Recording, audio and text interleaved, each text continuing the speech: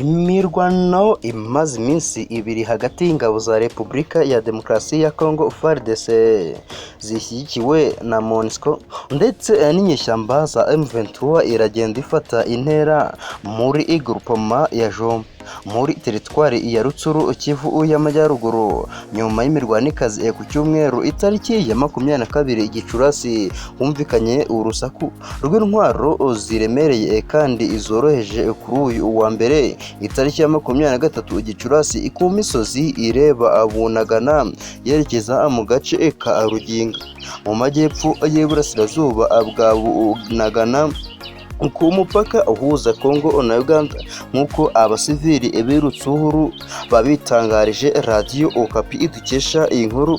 Ingabo za MONUSCO zafashije iza FARDC kugira ngo zihoshe umugambi wo kwegera imbere w'inyeshyamba za M23 kuko zari zakamejeje zerekeza mu tundi turere two muri groupement za Bweza na Kisigari. Umuvugizi wa Sokoratu Lieutenant Colonel Glome Njike yerekana ko ingabo zanesheje umwanzi. Kubwe FARDC niyo irimo kugenzura ibintu ku muhanda Rutsuru Bunagana.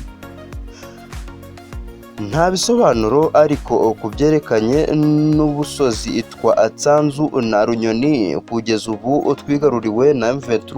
Icyakora amakuru amwe namwe yo muri ako karere avuga ko inyeshyamba zirimo kwibanda hagati ya Kanyanja na Ruginga mu birometero 7 mu majyepfo y'Uburasirazuba bwa Bunagana.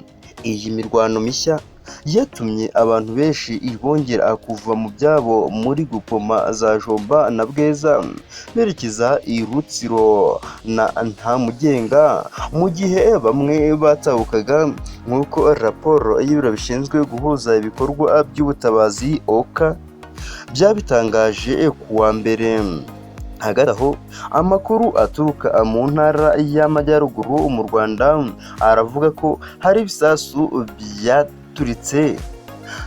biturutse hakurya muri Congo bikagwa mu mirenge ya Nyange na Kinigi mu karere ka Musanze. Ngayo nguko rero, waba wifuza kubakisha, gupimisha, kwandikisha icyangombwa cy'ubutaka ndetse no kubakisha inzu nziza ku buryo ndetse no ku biciro byiza byoroheje kandi utasanga ahandi, waba wifuza se abagukurikiranira ibikorwa byawe hasigaye umutekano ukaba hose, tugane muri Hod Engineering Design ahasigaye tugufashe ibintu bigende neza. Twandikire kuri email ikurikira: Tuyishimire Theophile 19@gmail.com. Yego koko nibyo, ni mu gihe ibi bisasu bikomeje kuvuza ubuhuha, M23 ikomeje gukaza umurego ndetse n'u Rwanda rukabigenderamo, RDF nayo ikaba yagize ikitangaza, dore ko yatangaje ko igiye gufata umwanzuro byihuse kandi ko leta ya Congo nicunga neza ko izabigenderamo. RDF yasabye iperereza ryihuse ku ngabo za RDC zarashe ibisasu i Musanze. Ucatse igisirikare cy'u Rwanda RDF kimaze gusaba urwego rw'akarere k'ibiyaga bigari rushinzwe umutekano wo ku mbibi ruzwi nka HVM gukora iperereza ku ngabo za Repubulika ya Demokarasi ya Congo FARDC zateye ibisasu mu karere ka Musanze mu gitondo cy'uyu wa 23 Gicurasi 2022 mu mirenge ya Kinigi na Nyange muri Musanze haguye ibisasu, dore ko itangazamakuru byamenye ko biri hagati ya 3 na 4. RDF yemeza ko byakomerekeje abaturage binasenya ibikorwa byabo. Abaturage bavuganye n'itangazamakuru batangaje ko igisasu kimwe cyaguye ku nyubako y'ubucuruzi iri mu santere ya Kinigi yegereye ibiro by'umurenge, kiyangiza ku gice kimwe cy'igisenge n'urukuta. Umuvugizi wa RDF Colonel Ronald Rwivanga yasobanuye ko abakomeretse bari kwitabwaho n'abaganga mu gihe ibyangijwe biri kubarurwa. Ati umwuka uri muri aka gace usanzwe kandi umutekano uhari, abakomeretse bari guhabwa ubuvuzi kandi abayobozi bari kubarura ibyangirijwe. RDF yasabye iperereza ryihuse rya AGVM ndetse ubuyobozi bw'u Rwanda buri kuganira n'ubwo muri RDC ku byabaye. Ibi bisasu birashwe i Musanze nyuma y'ibindi byo kuwa 19 Werurwe 2022 byaguye hafi y'ibiro bya RDB ishami ry'ubukerarugendo ahasanzwe habera umuhango wo kwita izina abana b'ingagi. Ni mu gihe FARDC ikomeje imirwano n'umutwe witwaje intwaro wa M23 hafi y'urubibi rutandukanya RDC, u Rwanda na Uganda. Ngayo nguko rero ibi bikaba biteye impungenge ndetse n'inkeke.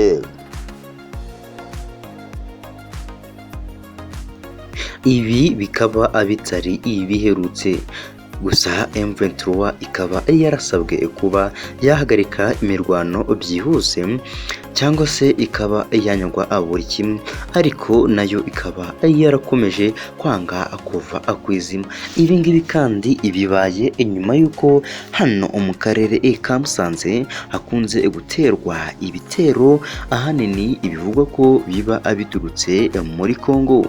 Ni mu gihe mu minsi yashize humvikanye abantu barenga 13 bishwe mu karere ka Musanze, ariko bikaba bitararangiriye aho ngaho kuko mu Kinigi ho hakomeje kwibasirwa n'ibisasu. Iki gisasu rero cyatewe mu Kinigi, ubwoko bwacyo bukaba butaratangazwa, ariko hamenyekanye ibyangiritse ndetse n'ibyangirijwe, dore ko abantu babikomerekeyemo nta kabuza ubu bari kwitabwaho kwa muganga. Twakwibaza tuti iki kibazo kizamarwa n'iki cyangwa se kizakemurwa n'iki ko muri Musanze bikomeje kuba bibi cyane? Dukomeje rero mu yandi makuru.